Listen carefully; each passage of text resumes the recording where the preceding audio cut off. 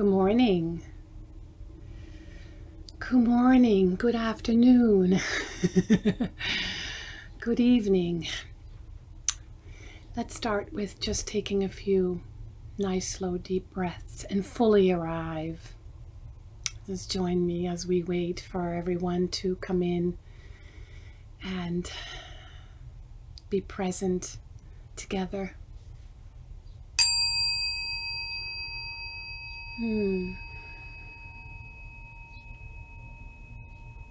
So just take a nice, slow, deep breath.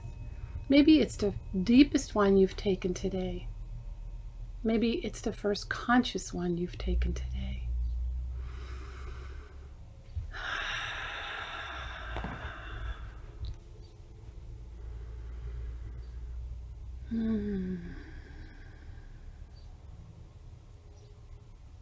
Isn't it beautiful? Just to take a breath, not have to do anything else.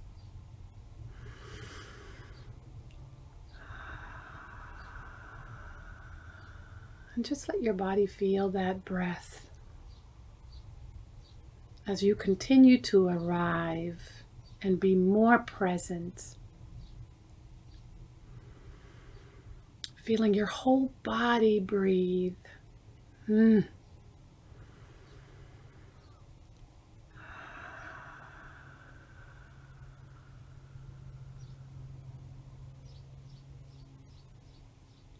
Letting the breath go all the way in, all the way out.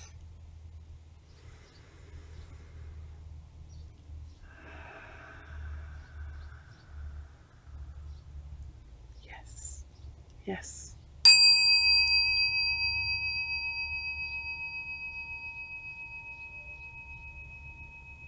Good morning, good afternoon, good evening.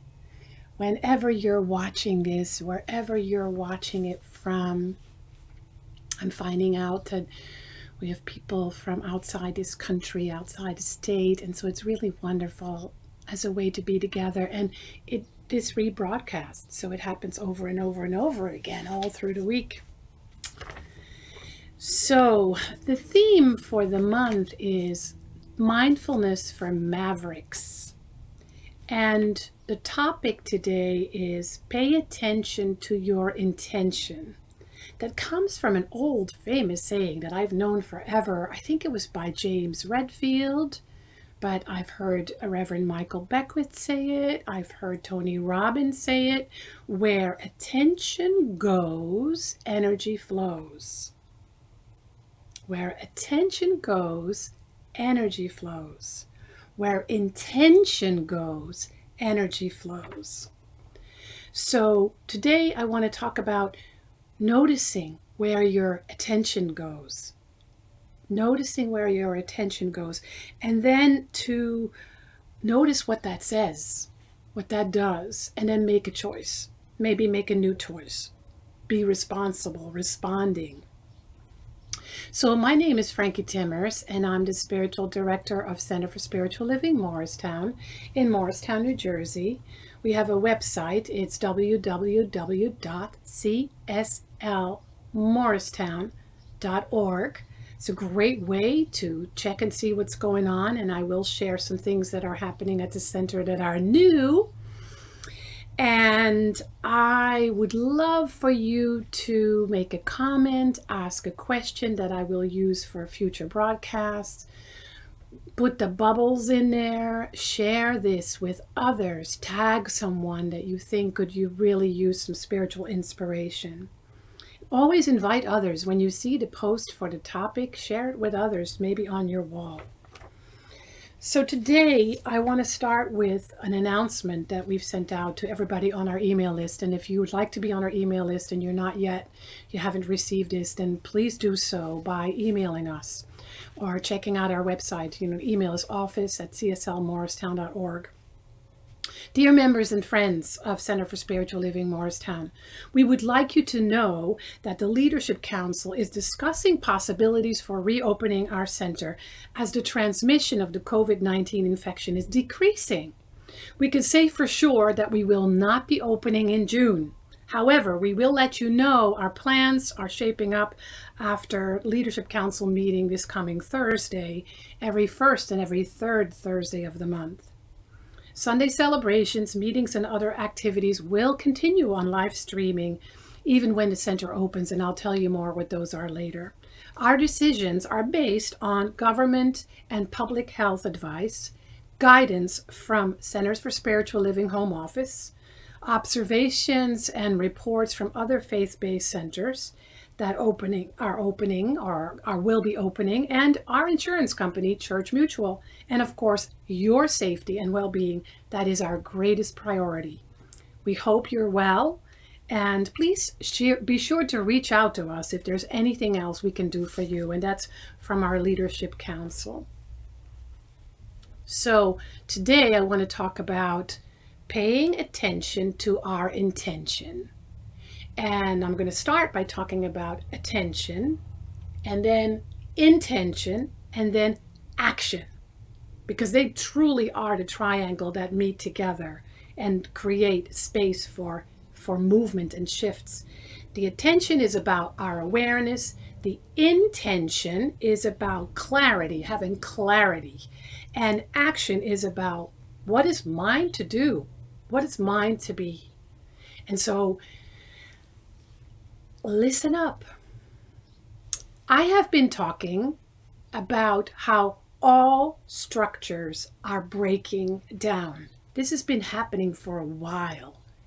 COVID-19 brought it all to the surface, not just in the world, but really for all of us. And they are political, economical, healthcare, medical, cultural, tribal, and so on. All structures are breaking down because they must. They must break down because they weren't working anymore. At least not for most people. At least not for those who are poor and those who are of other race, other color, other culture, other background, other countries in the world that don't have the prosperity we do. So there is a breakdown because there wants to be a breakthrough, a healing, a new something wants to be birthed. And so it's because what seemed to be working was just no longer humane. It was no longer for all human beings, and all are sacred. So I want to read something, and I want you to really breathe and keep your heart open, because it's a challenging read. But it's from Mary Oliver's book, Devotion, which is kind of my Bible right now. Every day I spend some time reading her poetry. And this is called Of the Empire. We will be known as a culture that feared death and adored power, that tried to vanquish insecurity for the few and cared little for the penury of the many. We will be known as a culture that taught and rewarded the amassing of things, that spoke little, if at all, about the quality of life for people, other people, for dogs, for rivers. All the world in our eyes, they will say, was a commodity. And they will say that this structure was held together politically, which it was. And they will say also that our politics was no more than an apparatus to accommodate the feelings of the heart. And that the heart in those days was small and hard and full of meanness. That's what's breaking down. That's what we're leaving behind, hopefully. That's what's going to be in our past. And so we are really being called not just to think about oneness, pray about oneness, talk about oneness, but live from the oneness. To really know that it's not just a spiritual concept, a mental concept, but that it requires clear intention and clear action. So I know that some of you probably not those of you who are watching, but some people they just want to get away from it all. They just want to turn it off. They want to just go in hiding. They just want to live off the grid. I do too. I have moments where I just go, take me away from this. I don't want to deal with it. I want to be off the grid somewhere in Timbuktu. I get it. I know. I understand. But still, energetically, globally, something is happening and we cannot escape it. We are first called to pay attention. Just pay attention. Notice how you're feeling. Notice what you're thinking. Be mindful. Be aware. What's happening inside of you? How are you feeling? What's getting triggered? Sit with it. Just sit with it. That's all that's asked of us. To just notice what we're noticing and letting it inform us of what is wanting to become conscious, what is being called. And then we go to our intention. Because our attention, when it's sincere and authentic and conscious, must lead to an intention. It means, intention just means to act, or an act or an instance of determining mentally upon some action or result. The meaning of intention is act or instance of determining mentally upon some action or result. It comes from the Latin root intendere, which means stretching, which means purpose. What is your purpose? I know many people walk around purposeless, but what is your purpose? The way you find your purpose is you ask yourself, what would I love to see be different in the world? What am I passionate about? Maybe it's the environment. Maybe it's LGBTQIA movement. Maybe it's racism, which is so on the surface right now for all of us. Maybe it's sexism. Maybe it's human trafficking. Maybe it's child sexual abuse. Ask yourself, what is it that I want to be a part of when it comes to the healing of the planet, when it comes to a world that works for everyone? And then clarify your intention. Because I know I'm part of the problem. I am part of the problem of racism. I am part of the problem of the environment. I'm part of the problem of the LGBTQ movement. I am. We all are. If it exists, then we're a part of it. And so how do I want to be healing presence? And what is mine to be and do? And in what area? Because I don't know about you, but I want to do them all, but I cannot do them all because it will just suck the life out of me and I will not be of purpose. And so we cannot afford to be stuck in the feelings of overwhelm. That just doesn't work. So we have awareness. We can become clear about it, our intention. We infuse it with the healing energy of life, which comes from our spiritual practices. And it comes from healing all the things that are in the way. And in our teaching, we say healing is spirit revealing itself, which is so beautiful. We keep going back to the truth and bring it to our purpose. What is my purpose? What am I passionate about? What would I love to see be different in the world? What is the truth about that? How do I claim that in my consciousness? How do I demonstrate it in the world?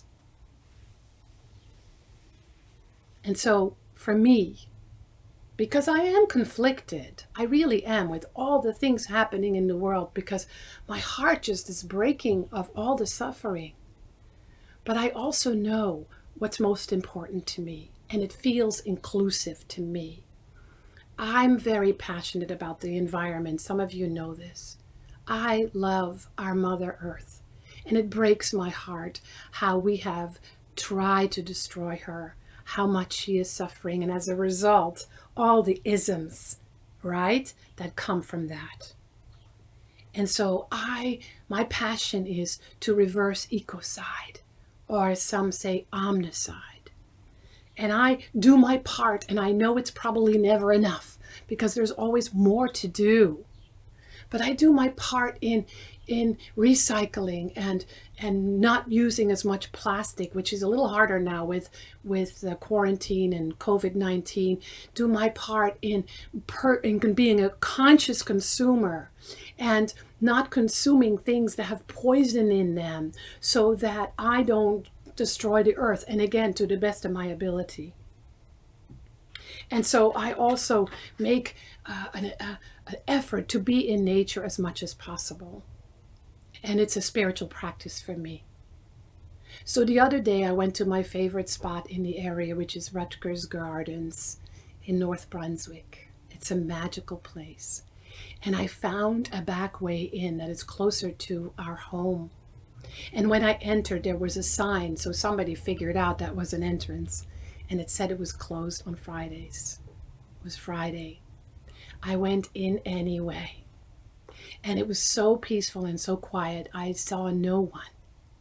And as I'm walking, I am praying for the mother. I am praying for Mother Earth.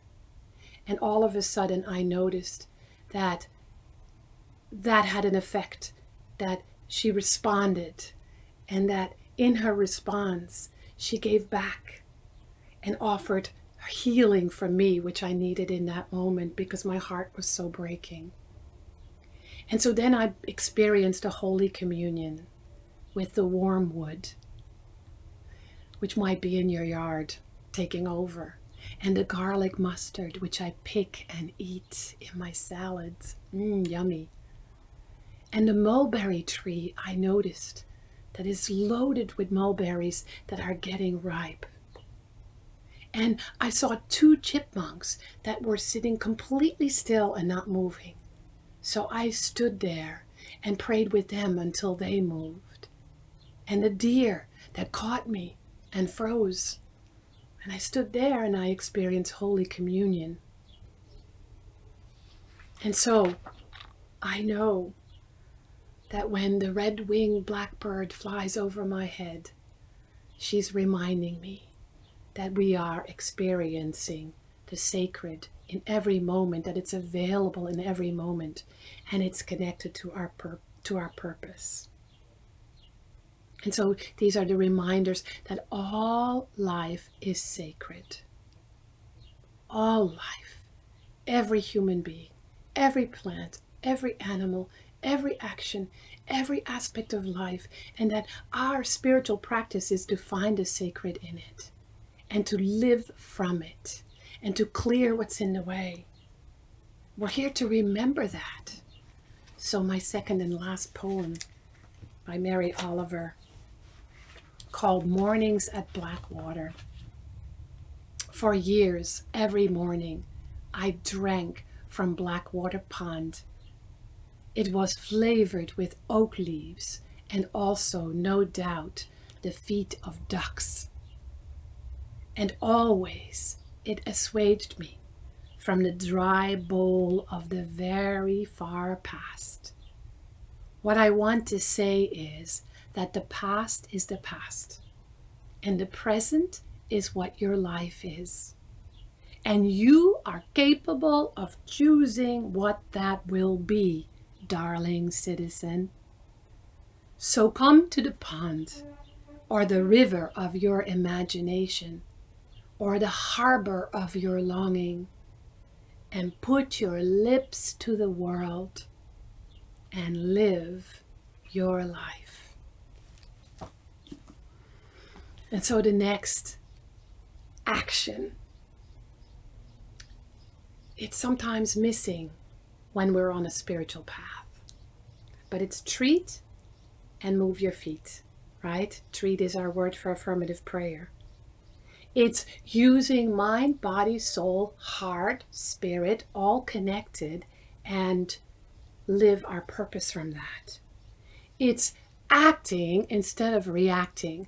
Because when we're reacting, we're usually reacting from fear or anxiety or worry. And did you know that worry is praying for what you don't want? Worry is praying for what you don't want. Remember, your mind is a powerful thing. And so as we act, we heal our reactions. So they come in alignment with truth, and we can act from purpose, from intention. Spiritual practicing is the daily listening, sometimes hourly listening to what is mine to be and do, from truth, from wisdom, from love, from fullness, from passion, from creativity. Knowing that we cannot do it all. If we try to do it all, we're really not doing anything. That we must have a clear intention and live from it. It's just one step each time. Take that first step. And so here we are, moving from attention. Where's my attention? What am I aware of? What am I noticing? What am I feeling? What is that inviting me to intend, to serve, to live, to express, to heal? And then I act from that. Intention is about using our mind what it's made for. It's a powerful instrument. It's our greatest gift, and we can use it for good, for our purpose. Action is about living from our purpose. And you know what? We're all given a purpose. It's built in. It's what we come in the world with. We just forget because we're so distracted by all the other and the outer.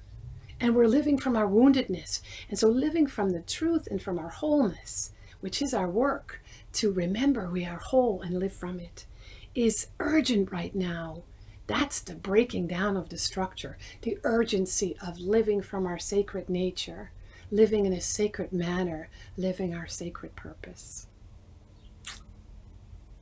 So thank you for being here. Thank you for listening, and thank you for being inspired. Let me know what it is inspiring you to be and do. I have a couple things I want to tell you about, and then I will close with a healing treatment. So remember our website, www.cslmorristown.org.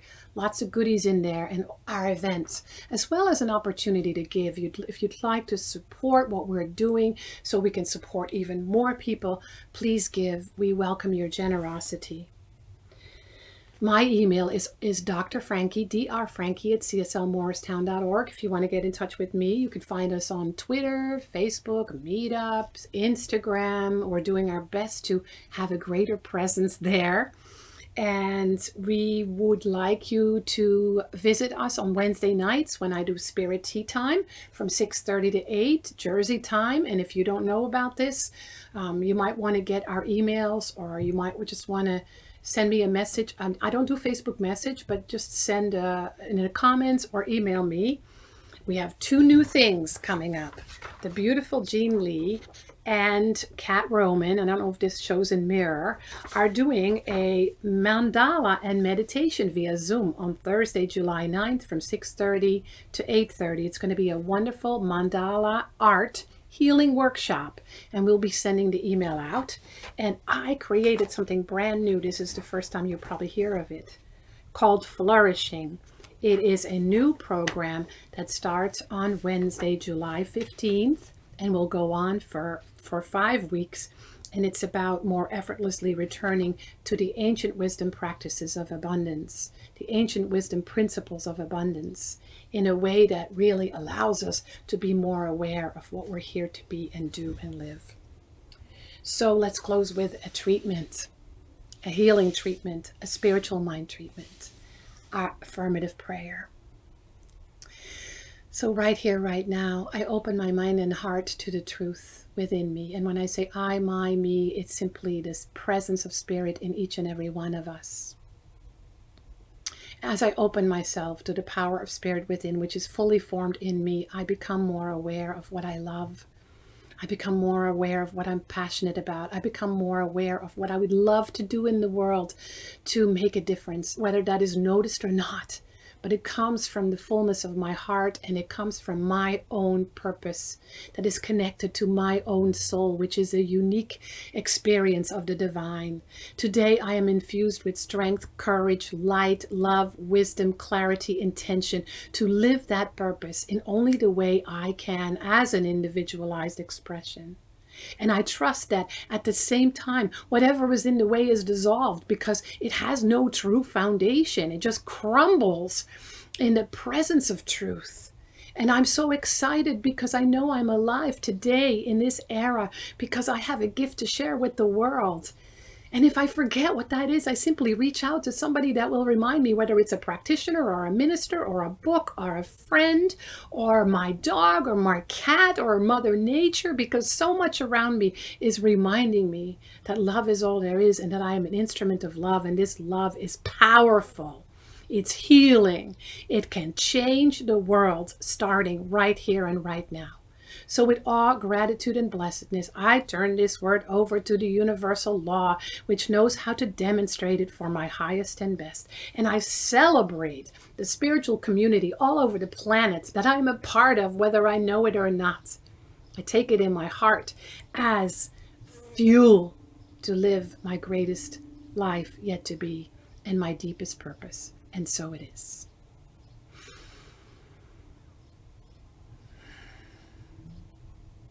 Much love, many blessings. Have a beautiful day.